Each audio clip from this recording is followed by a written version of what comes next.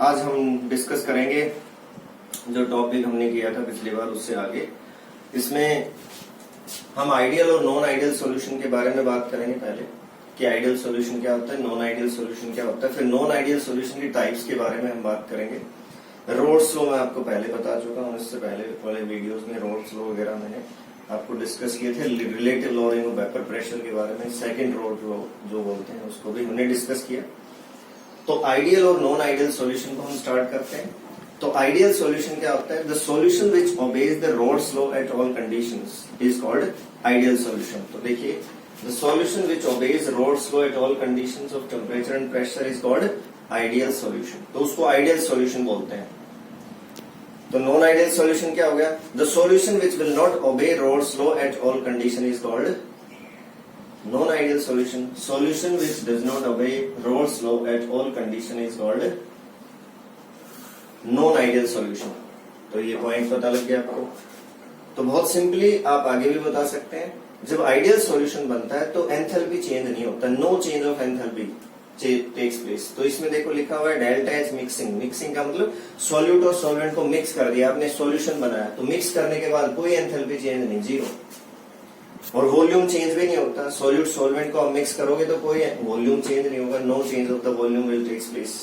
लेकिन non ideal में क्या होगा? एंथैल्पी चेंज भी होगी और वॉल्यूम चेंज भी होगा। Enthalpy of mixing is not equal to zero and volume mixing is also not equal to zero. अगर ये जीरो नहीं है तो इट मीन्स अलग है जीरो से। अब delta H mixing not equal to zero, zero नहीं है तो या तो पॉजिटिव हो सकता है या नेगेटिव हो सकता है, तो वो प्रोसेस एंडोथर्मिक या एक्सोथर्मिक हो सकती है। तो उसके बेस पे फिर टाइप ऑफ सॉल्यूशंस हो जाते हैं। नॉन आइडियल सॉल्यूशन की दो टाइप्स होते हैं, उनको हम आगे डिस्कस करेंगे। तो आपने देखा 3 पॉइंट्स हो गए, बहुत इजी। अगर 2 नंबर का क्वेश्चन आता है तो 2 पॉइंट्स आप इजीली बता सकते हैं, डिफरेंस की फॉर्म में लिख सकते हैं, वैसे स्टेटमेंट की फॉर्म में लिख सकते हैं। फिर उसके बाद क्या है, देखिए आप, आइडियल सॉल्यूशन तब बनता है जब सॉल्यूट और सॉल्वेंट के बीच में जो फोर्सेस ऑफ इंटरेक्शन पहले थी ऑलमोस्ट उतनी ही फोर्सेस ऑफ इंटरेक्शन बाद में रहती हैं सॉल्यूशन बनने के बाद। तो forces of interaction before and after mixing are almost equal in case of ideal solution. Forces of interaction before mixing and after mixing almost equal है। तो A and B is equal to A B. A और B का मतलब क्या हुआ? एक को हम सॉल्यूट मान सकते हैं, दूसरे को सॉल्वेंट। मान लीजिए ए सॉल्वेंट है, बी सॉल्यूट है, तो ए का ए के साथ, सॉल्वेंट का सॉल्वेंट के साथ इंटरेक्शन, बी का बी के साथ, सॉल्यूट का सॉल्यूट के साथ इंटरेक्शन, मिक्स करने के बाद सॉल्वेंट सॉल्यूट का इंटरेक्शन। तो ये magnitude of force of interaction is almost equal before mixing and after mixing. Example हो गया, तो एग्जाम्पल को आपको ऐसे समझना है कि इसमें जिस भी मॉलिक्यूल्स के अंदर intermolecular forces of interaction similar आपको नजर आते हैं तो उनमें ये आइडियल सॉल्यूशन बनने के चांसेस रहते हैं। जैसे chloroform bromoform, n-hexane n-heptane, chlorobenzene bromobenzene. तो इनको मिक्स करेंगे आप, इन दोनों को, क्लोरोबेंजीन ब्रोमोबेंजीन को, क्लोरोफॉर्म ब्रोमोफॉर्म को, एनहेक्सेन एनहेप्टेन को मिक्स करेंगे तो आइडियल सॉल्यूशन बनेगा। अब इसमें क्या है? नॉन आइडियल सॉल्यूशन में फोर्सेस ऑफ इंटरेक्शन अंडरस्टूड है, forces of interaction before mixing and after mixing are not equal. So A and B is not equal to A B. अब not equal to A B तो या तो इसका magnitude, जो A B का magnitude है, या तो पहले वाले से ज्यादा होगा या कम होगा। वो हम फिर टाइप ऑफ सॉल्यूशंस में, जो नॉन आइडियल सॉल्यूशन की टाइप है उसमें हम करेंगे। एग्जाम्पल इसमें देखो लिखा हुआ है water plus HNO3, water plus alcohol, ethanol, water plus methanol, acetone plus chloroform, ये दोनों का मिला के जो सॉल्यूशन वो नॉन आइडियल सॉल्यूशन होगा। अब ग्राफिकली भी देखो, मैं आइडियल सॉल्यूशन को बताता हूं। मैंने पहले भी बताया था रोड्स लॉ में कि जो रोड्स लॉ में ग्राफ लगता है वही इसमें लगता है। मैं बनाने की कोशिश करता हूं, देखिए इसमें बना रहा हूं मैं। यहाँ पे अलोंग दिस एक्सिस हमने ले लिया वेपर प्रेशर, यहाँ पे क्या लिया? Vapour pressure. यहाँ पे लिया हमने मोल फ्रैक्शन, हमने ले लिया मोल फ्रैक्शन। दोनों साइड में एरो मैंने लगाइए, देखिए इस पॉइंट पे मोल फ्रैक्शन मान लीजिए सॉल्वेंट का 1 है तो सॉल्यूट का कितना हो जाएगा बच्चों? x2 is equal to 0। Solvent का 1 है, सॉल्यूट का 0। इस पॉइंट के ऊपर सॉल्वेंट का कितना हो जाएगा? 0 और सॉल्यूट का कितना हो गया? 1। यहाँ पे इस पॉइंट, तो आप देख पा रहे हैं सॉल्वेंट का मोल फ्रैक्शन इधर से इधर डिक्रीज हो रहा है। अलोंग दिस एक्सिस डिक्रीज हो रहा है, और सॉल्यूट का क्या हो रहा है, इंक्रीज हो रहा है। और आपको पता है रॉल्स लॉ के अकॉर्डिंग हमने फॉर्मूला किया था कि P1 is equal to P1 not x1 and P2 is equal to P2 not x2। मैं आपको याद दिलाने के लिए फॉर्मूला लिख रहा हूँ, रॉल्स लॉ में हमने किया था। तो अगर ये मैक्सिमम वैल्यू स्मॉल फ्रैक्शन की क्या हो सकती है, आइदर सॉल्यूट और सॉल्वेंट, उसकी मैक्सिमम मोल फ्रैक्शन वैल्यू 1 हो सकती है। तो अगर ये वैल्यू 1 है मैक्सिमम, तो P1 नॉट के इक्वल हो जाएगा, और ये वैल्यू मैक्सिमम है तो P2 नॉट के इक्वल हो जाएगा। अब यहाँ पे देखिए इस पॉइंट पे x2 की value means mole fraction of solute की वैल्यू तो 0 है और सॉल्वेंट की वैल्यू 1 है। तो सॉल्वेंट की अगर वैल्यू 1 है तो इस फॉर्मूले से क्या हो जाएगा, ये इक्वल टू P नॉट 1, और यहाँ पे क्या हो गया, ये आपके पास P नॉट 2, मतलब ये P नॉट क्या है, 1 आपके पास vapour pressure of the solvent in the pure state. तो ये अगर x2 की वैल्यू इस पॉइंट पे आपको पता है 1 है, मोल फ्रैक्शन ऑफ सॉल्यूट की वैल्यू Chi2 या x2 की value, mole fraction of solute की वैल्यू यहाँ पे 1 है, तो P2 is equal to P2 not हो गया आपके पास।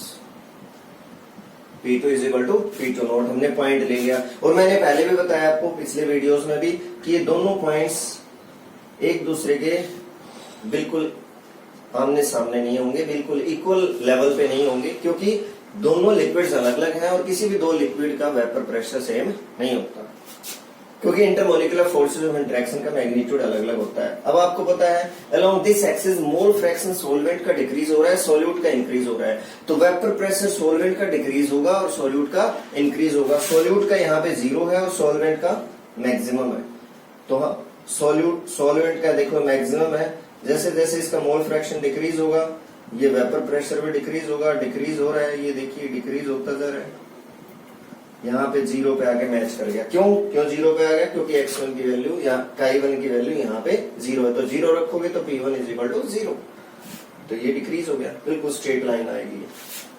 इसी तरह से यहाँ पे इसकी value mole fraction of solute की वैल्यू कितनी है, 0 है, तो वेपर प्रेशर भी 0 है, तो ये यहाँ पे जाके मैच कर जाएगा इससे।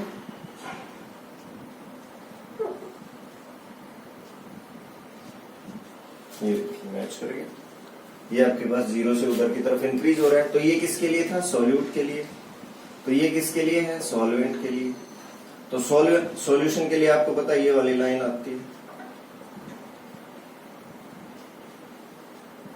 ये लाइन किसके लिए आ गई, सॉल्यूशन के लिए, तो ये सॉल्यूशन के लिए हो गया आपके पास, this is for solution.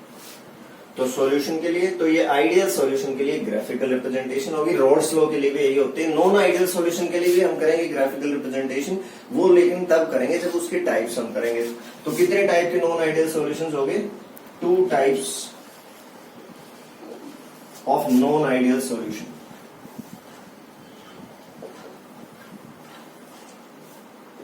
Two types of non ideal solution यहाँ पे हो जाते हैं। क्यों हो जाते हैं आपको पता है, यहां से देखें इस पॉइंट से, इससे या किसी से भी, इन तीनों में से किसी पॉइंट से अगर आप देखें तो उससे पता लगेगा। जैसे डेल्टा एच से आप देखें तो डेल्टा एच पॉजिटिव भी हो सकता है, नेगेटिव भी हो सकता है, तो 2 टाइप के सॉल्यूशन बन रहे हैं। इसी तरह से वॉल्यूम चेंज इंक्रीज भी हो सकता है, डिक्रीज भी हो सकता है, तो 2 सॉल्यूशन टाइप बन गए। फोर्सेज ऑफ इंटरेक्शन इंक्रीज भी हो सकते हैं, डिक्रीज भी हो सकते हैं, तो 2 टाइप के नॉन आइडियल सॉल्यूशन बन जाते हैं। ऑटोमेटिकली अंडरस्टूड है ये, तो वो हम करेंगे। तो देखिए अब हम type of non ideal solution हम कर रहे हैं, type of non ideal solution. तो नॉन आइडियल सॉल्यूशन की 2 टाइप्स हो जाते हैं, जो हमने पिछले उसमें भी किया, मैंने बताया अभी आपको। Non ideal solution showing positive deviation and non ideal solution showing negative deviation. अब पॉजिटिव डेविएशन कब बोलते हैं और नेगेटिव डेविएशन हम कब बोलते हैं, वो अगर आप फोर्सेज ऑफ इंटरेक्शन को समझें, एंथैल्पी चेंज को समझें या वॉल्यूम चेंज को समझें, जो कि नॉन आइडियल सॉल्यूशन में होता है, तो आप अंडरस्टैंड कर सकते हैं बहुत easily.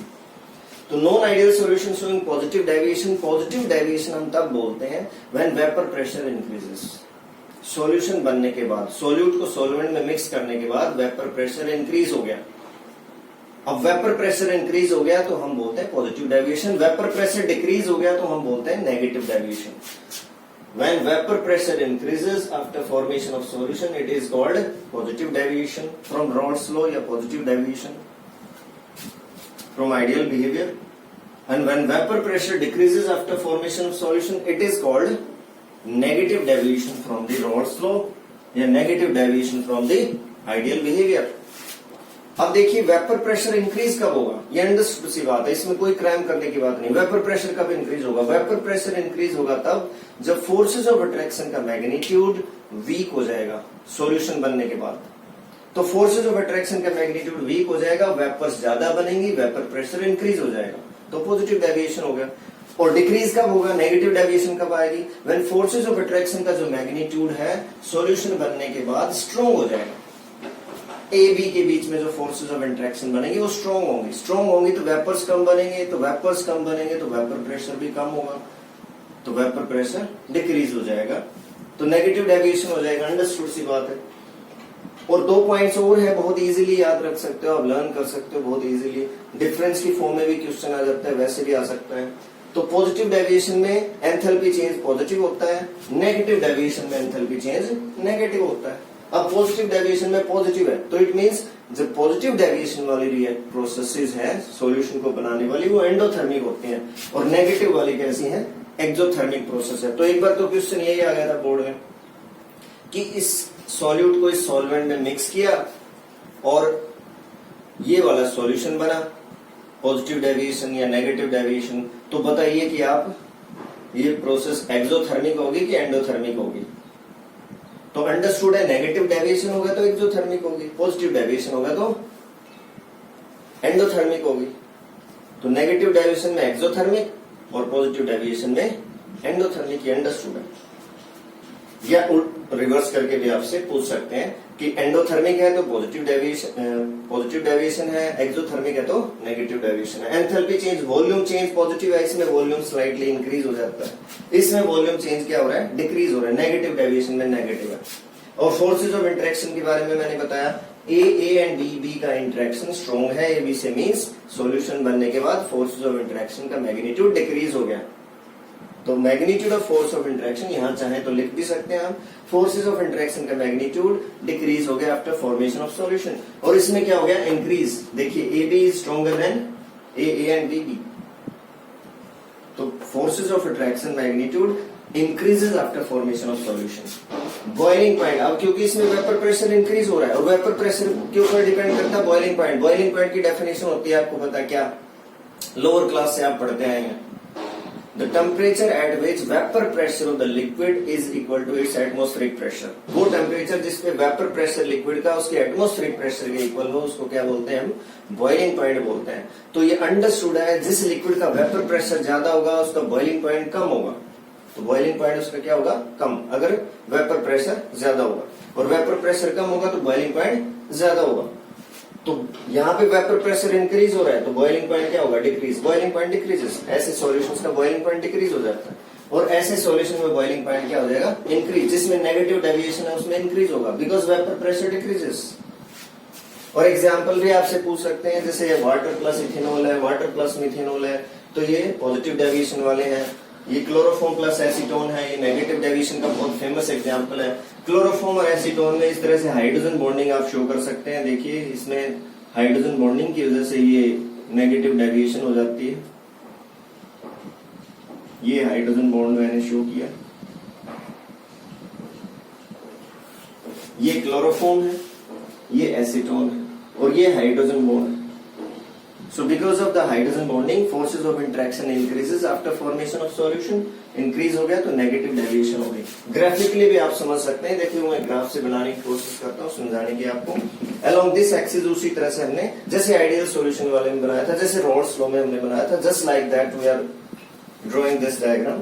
Vapour pressure along this axis, mole fraction हमने ले लिया सॉल्यूट और सॉल्वेंट का अलोंग दिस एक्सिस। तो यहाँ पे मोल फ्रैक्शन सॉल्वेंट का 1 है ऑन दिस पॉइंट, तो सोल्यूट का कितना हो गया 0। और इस पॉइंट पे आपको पता है सोलवेंट का 0 है और सोल्यूट का क्या है 1 है। आप रिवर्स करके भी ले सकते हैं, मींस यहाँ सोल्यूट का 1 सोलवेंट का 0 ऐसे करके भी ले सकते हैं। ऐसा नहीं है कि आपने क्रैम करना है। तो सोलवेंट का मोल फ्रैक्शन 1 है, तो आपको पता है आइडियल सॉल्यूशन में इस तरह से बनता है, ये P1 नॉट हो जाएगा और ये P2 नॉट हो जाएगा। अगर आपको ये कंसेप्ट और अच्छे से समझने तो जो पिछले वीडियो मैंने डाला है रॉल्स लॉ का, उसको आप जरूर देखें। तो P1 यहाँ पे मोल फ्रैक्शन सॉल्वेंट का डिक्रीज हो रहा है, तो आपको पता है ये लाइन इस तरह से डॉटेड लाइन आइडियल सॉल्यूशन की हम ड्रॉ करते हैं। ये मैच कर गया, यहाँ पे स्ट्रेट लाइन है, ये आप स्केल का यूज करके बना सकते हैं। ये ग्राफ बनना चाहिए हमारा आइडियल सॉल्यूशन के लिए, लेकिन आइडियल सॉल्यूशन नहीं है। ये कैसा सॉल्यूशन है हमारा? नॉन आइडियल सॉल्यूशन है। तो नॉन आइडियल सॉल्यूशन के केस में क्या है, ये लाइन ऐसे नहीं बनेगी। आपको पता है वेपर प्रेशर इंक्रीज होगा, इसमें इंक्रीज होगा तो इसके ऊपर से लाइन आएगी आपके पास। ये किसके लिए थी? सॉल्यूट के लिए। किसके लिए? सॉल्वेंट के लिए। किसके लिए है? सॉल्यूशन के लिए। तो वेपर प्रेशर इंक्रीज होगा तो ये लाइन सारी ऊपर से आएंगी। आप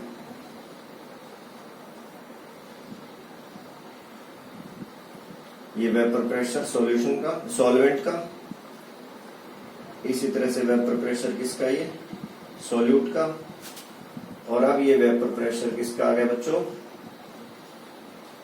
सॉल्यूशन का। तो ये किसके लिए लाइन आई? अब आनी चाहिए थी यहाँ पे, देखो अलोंग दिस लाइन आनी चाहिए थी, लेकिन इंक्रीज हो गया। तो किसके लिए इंक्रीज हो? सॉल्वेंट के लिए। किसके लिए? सॉल्यूट के लिए। और ये किसके लिए है? सॉल्यूशन के लिए। This is for solution, just like that. तो आप देख सकते हैं पॉजिटिव डेविएशन वाले में। अब इस पॉइंट पे देखिए आप, जो मैं पॉइंट आपको अब समझाना चाह रहा हूं, ये ग्राफ हो गया पॉजिटिव डेविएशन वाले के लिए। इस पॉइंट पे आप देखिए, मैं नीचे लाइन ड्रॉ कर रहा हूं इस कंपोजिशन पे। कंपोजिशन का मतलब है यहाँ पे ratio of the mole fraction of solute and solvent. Solute और सॉल्वेंट की मोल फ्रैक्शन की रेशियो। यहाँ पे मान लीजिए सॉल्वेंट का मोल फ्रैक्शन यहाँ 0.7 है, तो सॉल्यूट का कितना होगा? 0.3 होगा, because sum of the mole fraction of solute and solvent is always equal to 1। तो ये आपके पास हो गया। देखो इस पॉइंट पे क्या है? Vapour pressure is maximum. I hope कि आपको दिख रहा होगा। वेपर प्रेशर इस पॉइंट पे क्या है? यहाँ पे इस पॉइंट पे वेपर प्रेशर क्या है बच्चों? मैक्सिमम है। इस पॉइंट पे वेपर प्रेशर मैक्सिमम है, तो अंडरस्टूड है बॉइलिंग पॉइंट क्या होगा? Minimum. Vapour pressure is maximum, so boiling point is minimum. तो इस पॉइंट पे जहां वेपर प्रेशर मैक्सिमम है, बॉइलिंग पॉइंट मिनिमम है, इस कंपोजिशन पे, इस रेशियो मोल फ्रैक्शन पे, ये जो दोनों लिक्विड्स हैं जो हमने मिक्स किए, वो वाटर प्लस मिथेनॉल, इथेनॉल भी हो सकता है, या कुछ और भी हो सकता है। दोनों लिक्विड्स एक ही टेम्परेचर पे बॉयल करेंगे and we get a mixture called azeotropic mixture. मैं अलग से भी लिख दूंगा एजियोट्रोप क्या होता है। तो एक कांस्टेंट बॉइलिंग मिक्सचर बनता है जिसको हम एजियोट्रोप बोलते हैं, एजियोट्रोपिक मिक्सचर बोलते हैं। वैसे किसी भी दो लिक्विड्स का आपको पता है वेपर प्रेशर भी अलग होता है, बॉइलिंग पॉइंट भी अलग होता है, लेकिन एक पर्टिकुलर कंपोजिशन पे, मोल फ्रैक्शन की रेशियो पे, ये दोनों लिक्विड एक ही टेम्परेचर पे बॉयल करेंगे, जिसको हम एजियोट्रोपिक मिक्सचर बोलते हैं। तो ऐसे लिक्विड्स को इजीली सेपरेट नहीं कर सकते, इसलिए हमें एब्सोल्यूट अल्कोहल बनाने में नॉर्मली प्रॉब्लम होती है, और उसके लिए स्पेशल मेथड बनाना पड़ता है, हमें लगाना पड़ता है एब्सोल्यूट अल्कोहल बनाने के लिए। एब्सोल्यूट अल्कोहल क्या होती है? हैविंग 100% प्योरिटी, जिसमें सिर्फ अल्कोहल हो, वाटर ना हो। तो क्योंकि एजियोट्रोपिक मिक्सचर बन जाता है एक पर्टिकुलर रेशियो के बाद, तो उसको सेपरेट करना बहुत मुश्किल हो जाता है वाटर को अल्कोहल से। तो यहाँ पे आपके पास वेपर प्रेशर मैक्सिमम हो गया, बॉइलिंग पॉइंट मिनिमम हो गया, so we get minimum boiling azeotropic mixture. तो एक नेक्स्ट पॉइंट हमें मिल जाता है, we get minimum boiling azeotropic mixture, या एजियोट्रोप भी बोल सकते हैं आप। तो जिसमें वेपर प्रेशर इंक्रीज हुआ है, बॉइलिंग पॉइंट जिसमें क्या हो रहा है? डिक्रीज, तो मिनिमम बॉइलिंग एजियोट्रोपिक मिक्सचर। और यहां पे क्या मिलेगा आपको? We get maximum boiling azeotrope या azeotropic mixture. Maximum boiling azeotropic mixture मिलेगा। मैं देखो ग्राफ से इसको भी बताने की कोशिश कर रहा हूं। उसी तरह से आपने यहां पे ले लिया मोल फ्रैक्शन, ये हो गया 1, ये हो गया आपके पास 0, मोल फ्रैक्शन ऑफ सॉल्वेंट 1, सॉल्यूट 0। यहाँ पे सॉल्वेंट का 0 और सॉल्यूट का 1। तो ये P0 1 हो गया, और ये पॉइंट ले लिया हमने P0 2। ये डॉटेड लाइन हमने मैच कर दी यहाँ पे।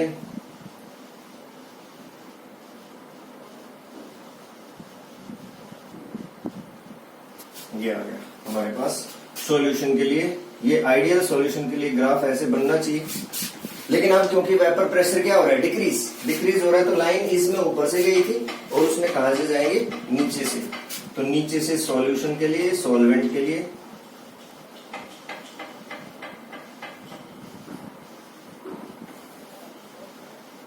तो ये आपके पास लाइन देखिए नीचे से आ रही है ऐसे, तो इसके लिए भी नीचे से आएगी आपके पास, सॉल्यूशन के लिए भी। अब इस पॉइंट पे देखिए आप, यहां पे इस पॉइंट पे क्या हो गया है, वेपर प्रेशर अब क्या हो गया है, मिनिमम, तो बॉइलिंग पॉइंट क्या हो जाएगा, मैक्सिमम। तो इस पॉइंट पे मैं एरो लगा के लिख रहा हूं, यहां पे देखिए वेपर प्रेशर क्या है, मिनिमम, ठीक है। Vapour pressure is minimum at this point, तो बॉइलिंग पॉइंट क्या होगा, मैक्सिमम। और कंपोजिशन क्या है, रेशियो क्या है मोल फ्रैक्शन की, वो रेशियो ये होगी आपके पास। वो अलग अलग सॉल्यूट और सॉल्वेंट में, सॉल्यूशंस में अलग अलग हो सकती है। तो एक पर्टिकुलर पॉइंट पे आपने क्या देखा, we get vapour pressure minimum and boiling point maximum, that is why we get maximum boiling azeotropic mixture. और इसमें भी क्या है, we get minimum boiling azeotropic mixture, क्योंकि एक पर्टिकुलर पॉइंट पे वेपर प्रेशर इसमें मैक्सिमम हो गया है और इसमें क्या हो गया है, मिनिमम हो गया है। तो at a particular composition we are getting minimum boiling azeotropic mixture और here we are getting maximum boiling azeotropic mixture. So I hope कि ये आइडियल और नॉन आइडियल की जो कंसेप्ट है वो आपको क्लियर हो गई होगी। तो देखिए इसमें एजियोट्रोप की बात आ रही है बार बार, तो एजियोट्रोप का अंडरस्टैंड करना आपके लिए जरूरी है, ये 1 मार्क के लिए बहुत इंपॉर्टेंट भी है। एजियोट्रोप और azeotropic mixture, it is a constant boiling mixture of the 2 liquids, 2 और मोर लिक्विड्स। अगर हम 2 लिक्विड्स की बात करते हैं, तो जैसे वाटर और इथेनॉल को आपने मिक्स किया, तो हर एक 2 लिक्विड का, किसी भी 2 डिफरेंट लिक्विड्स का बॉइलिंग पॉइंट डिफरेंट होता है, अलग होता है। वाटर का अलग है, इथेनॉल का अलग है। लेकिन एजियोट्रोप अगर बन गया, एजियोट्रोपिक मिक्सचर अगर बन गया, तो दोनों लिक्विड एक ही टेम्परेचर पे बॉयल करेंगे, सेम टेम्परेचर पे बॉयल करेंगे, तो उसको एजियोट्रोपिक मिक्सचर बोलते हैं। So it is constant boiling mixture भी कहलाता है। इसलिए it is a mixture of that liquids, 2 और more liquids which boil at the same temperature like a pure liquid, which boil at the same temperature like pure liquid, तो उसको हम क्या बोलते हैं, एजियोट्रोपिक मिक्सचर बोलते हैं, एजियोट्रोप बोलते हैं। और 2 टाइप्स के इसमें होते हैं एजियोट्रोपिक मिक्सचर, जैसे मैंने नॉन आइडियल सॉल्यूशन में एक्सप्लेन किया, minimum boiling azeotropic mixture and maximum boiling azeotropic mixture या एजियोट्रोप। अब मिनिमम बॉइलिंग एजियोट्रोपिक मिक्सचर किसमें बनता है, जब वेपर प्रेशर इंक्रीज हो, पॉजिटिव डेविएशन वाले में। और मैक्सिमम बॉइलिंग एजियोट्रोपिक मिक्सचर किसमें बनता है, जो वेपर प्रेशर डिक्रीज हो, वेपर प्रेशर डिक्रीज होगा, बॉइलिंग पॉइंट इंक्रीज होगा, तो मैक्सिमम बॉइलिंग एजियोट्रोपिक मिक्सचर बनेगा। देखो ये डायग्राम पिछला अभी बना हुआ है, इस पॉइंट पे हमने देखा वेपर प्रेशर मिनिमम है, तो यहाँ पे वेपर प्रेशर मैक्सिमम है, तो बॉइलिंग पॉइंट क्या होगा, minimum, boiling point minimum. So we are getting minimum boiling azeotropic mixture in positive deviation. और यहाँ पे वेपर प्रेशर मिनिमम है, तो बॉइलिंग पॉइंट क्या होगा, मैक्सिमम होगा। And here this at this point, at this ratio of the mole fraction, at this composition of the solution, we are getting maximum boiling azeotropic mixture. So at a particular composition, when vapor pressure is maximum, boiling point becomes minimum, mixture of the 2 liquids boil at the same temperature, it is called minimum boiling azeotropic mixture. And at a particular composition of solution, when vapor pressure is minimum, boiling point becomes maximum, and mixture of the liquid boil at the same temperature, and now it becomes minimum boiling azeotropic mixture. So I hope कि आपको एजियोट्रोपिक mixture और azeotrope के बारे में clarity हो गई होगी इससे। और देखिए कॉलिगेटिव प्रॉपर्टीज बहुत इंपॉर्टेंट है, ये पूरा चैप्टर आगे कॉलिगेटिव प्रॉपर्टीज के ऊपर ही बेस्ड है। कॉलिगेटिव प्रॉपर्टीज क्या होते हैं, शॉर्ट फॉर्म में सीपीवी लिखते हैं। The properties which depends upon the amount of substance, quantity of substance, number of particles पे डिपेंड करती है, अमाउंट ऑफ सब्सटेंस पे डिपेंड करती है, नेचर ऑफ पार्टिकल्स पे बिल्कुल भी डिपेंड नहीं करती, उनको क्या बोलते हैं, कॉलिगेटिव प्रॉपर्टीज। तो प्रॉपर्टीज डिपेंड्स अपॉन क्वांटिटी और amount of substance and not on nature of substance are called colligative properties. These are 4 हैं ये। Relative lowering of vapour pressure, जिसको मैं पहले डिस्कस कर चुका हूँ सेकंड रॉल्स लॉ में। एलिवेशन इन बॉइलिंग पॉइंट का इंक्रीज होना। डिप्रेशन इन फ्रीजिंग पॉइंट का डिक्रीज होना। Osmotic pressure. तो ये जो फर्स्ट तीन इसमें क्वालिटेटिव प्रॉपर्टीज हैं, relative lowering of vapour pressure, elevation in boiling point, depression in freezing point, ये टोटली वेपर प्रेशर की कंसेप्ट के ऊपर बेस्ड है। तो वेपर प्रेशर की कंसेप्ट आपको बहुत अच्छे से इसमें आनी चाहिए पहले। तो इसमें relative lowering of vapour pressure पहले मैं बता रहा हूं आपको। पता है adding the non volatile solute, जब आप नॉन वोलेटाइल सॉल्यूट ऐड करते हो, some of the surface area is occupied by the particles of non volatile solute. तो वेपर्स कम बनते हैं, वेपर्स कम बनते हैं तो वेपर प्रेशर क्या हो जाता है, decrease of vapour pressure will takes place, और उसी को हम लोअरिंग ऑफ वेपर प्रेशर बोलते हैं, और उसी से आता है relative lowering of vapour pressure.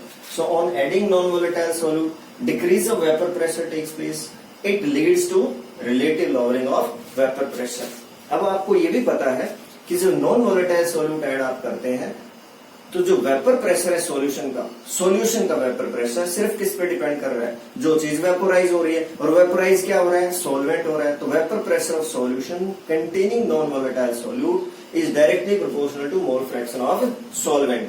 तो यही बात मैंने लिखी हुई है, देखो, vapour pressure of solution containing non-volatile solute is directly proportional to mole fraction of solvent। ये स्टेटमेंट हो गई एक तरह से, जिसको हम सेकंड रॉल्स लॉ की स्टेटमेंट भी बोलते हैं। तो PS इसमें वेपर प्रेशर ऑफ सॉल्यूशन हो गया, x1 क्या हो गया, मोल फ्रैक्शन ऑफ सॉल्वेंट, chi1 भी लिख सकते हैं आप, x2 क्या होता है, मोल फ्रैक्शन ऑफ सॉल्यूट या chi2। तो PS प्रोपोर्शनलिटी साइन हमने हटा दिया, तो P1 नोट आ गया, P1 नोट या P नोट आप दोनों लिख सकते हैं, बुक्स में कईयों में P नोट भी लिखा होता है, तो P नोट लिखा हो या P1 नोट लिखा हो, उसमें कोई दिक्कत नहीं है। आपको मीनिंग क्लियर होना चाहिए कि this is the vapour pressure of the solvent in the pure state. तो ये हमने लिख लिया। तो x1 की जगह, chi1 की जगह हमने क्या लिख दिया, 1 minus x2, because sum of mole fraction is always equal to 1। तो ये हमने लिख दिया। इस इक्वेशन, इस ब्रैकेट को हम ओपन करेंगे तो P नोट माइनस x2, इसको रीअरेंज कर दिया तो P naught x2 is equal to P naught minus PS। अब P नोट माइनस PS क्या है, equal to delta P, lowering of vapour pressure. पहले वेपर प्रेशर था मान लीजिए 1 एटमॉस्फेयर, अब हो गया 0.8 एटमॉस्फेयर PS, तो लोअरिंग कितना हुआ, 0.2 एटमॉस्फेयर। तो ये आ गया 0.2 एटमॉस्फेयर आपके पास। अब P naught minus PS divided by P note, यहां से देखो इस इक्वेशन को रीअरेंज किया हमने, इसको इधर लेके गए P नोट को, तो P नोट माइनस PS और P नोट, ये जो आपके पास वैल्यू आई P नोट माइनस PS और P naught equal to mole fraction of solute. तो P नोट माइनस PS और P नोट, ये डेल्टा P और P नोट, इसको बोलते हैं relative lowering of vapour pressure. और ये relative lowering of vapour pressure किसके इक्वल होगी, देखिए आप, मोल फ्रैक्शन ऑफ सॉल्यूट। तो यही स्टेटमेंट होगी, एक और स्टेटमेंट होगी सेकंड रॉल्स लॉ की, relative lowering of vapour pressure की। So relative lowering of vapour pressure, ये this relative lowering of vapor pressure for solution containing non-volatile solute is equal to mole fraction of the solute। तो जो आपने निकाला वही आपने statement की form में लिख दिया, कोई क्रैमिंग नहीं की, कुछ नहीं किया। तो क्रैम आपने बिल्कुल नहीं करना है, इसको अंडरस्टैंड करना है कि relative lowering of vapour pressure containing non volatile solute is equal to mole fraction of solute. अब न्यूमेरिकल्स में इस फॉर्मूले को थोड़ा और एक्सटेंड कर सकते हैं। आप देखिए, मैं न्यूमेरिकल पर्पज से फॉर्मूला और आगे एक्सटेंड कर रहा हूं थोड़ा सा। तो ये लिखा हुआ देखो, डेल्टा P, या आप ये लिख दीजिए P naught minus PS over P naught is equal to x2। अब x2 की जगह क्या लिखते हैं बच्चों, आप सबको पता है formula, N2 over N1 plus N2। अब N2 क्या है, number of moles of solute, N1 क्या है, number of moles of solvent. तो मोल फ्रैक्शन का ये फॉर्मूला होता है, तो ये लिख सकते हैं आप। और N2 की जगह क्या लिख सकते हैं आप, W2 by M2, given mass divided by molar mass, number of moles ऐसे निकालते हैं। और N1 की जगह क्या लिख सकते हैं आप, W1 बाय M1, तो ये भी लिख सकते हैं। और डाइल्यूट सॉल्यूशंस में क्या होता है, डाइल्यूट सॉल्यूशन के केस में, फॉर डाइल्यूट सॉल्यूशन, तो ये वैल्यूज भी पुट कर सकते हैं आप यहाँ पे, तो फॉर्मूला और बड़ा हो जाएगा फिर आपका। फॉर डाइल्यूट सॉल्यूशन आपको पता है N1 plus N2 is approximately equal to N1, क्योंकि नंबर ऑफ मोल्स सॉल्यूट के बहुत कम है डाइल्यूट सॉल्यूशन के केस में, सॉल्यूट के नंबर ऑफ मोल्स कम है, तो N1 प्लस N2। N1 क्या है, number of moles of solvent, N2 क्या है, number of moles of solute, W2 क्या है, mass of the solute, W1 क्या है, मास ऑफ सॉल्वेंट, M2 क्या है, molar mass of solute, M1 क्या है, मोलर मास ऑफ सॉल्वेंट।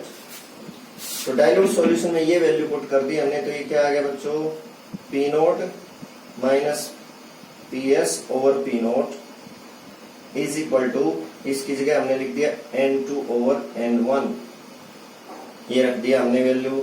अब आगे रखेंगे आप N2 की जगह क्या रख सकते हैं, W2/M2, और N1 की जगह क्या लिख सकते हैं, W1/M1, M1 ऊपर चला गया, तो ये फॉर्मूला भी आ सकता है आपके पास डाइल्यूट सॉल्यूशन के केस में। ठीक है, तो आई होप कि ये फॉर्मूला आपको क्लियर हो गया होगा। न्यूमेरिकल अगर आता है तो न्यूमेरिकल में आप इस तरह से फॉर्मूले को एक्सटेंड कर सकते हैं। डाइल्यूट सॉल्यूशन है तो ये फॉर्मूला लगा सकते हैं आप, डाइल्यूट सॉल्यूशन नहीं है तो ये फॉर्मूला भी यूज कर सकते हैं। इसी फॉर्मूले से ये आया हुआ है। तो आई होप कि relative lowering of vapour pressure की कंसेप्ट आपको क्लियर हो गई होगी। तो इससे आगे जो हम करेंगे उसमें फिर elevation of boiling point, depression in freezing point, जो आगे कॉलिगेटिव प्रॉपर्टीज हैं उनके बारे में करेंगे, प्रॉब्लम्स भी डिस्कस करेंगे। Thank you. आप इसको ध्यान से पढ़ें, अच्छे से पढ़ें और अच्छे से ध्यान लगा के वीडियोस को सुने। पिछले वीडियोस को जरूर देखें ताकि आपका लिंक बन जाए, कनेक्टिविटी बन जाए। Thank you.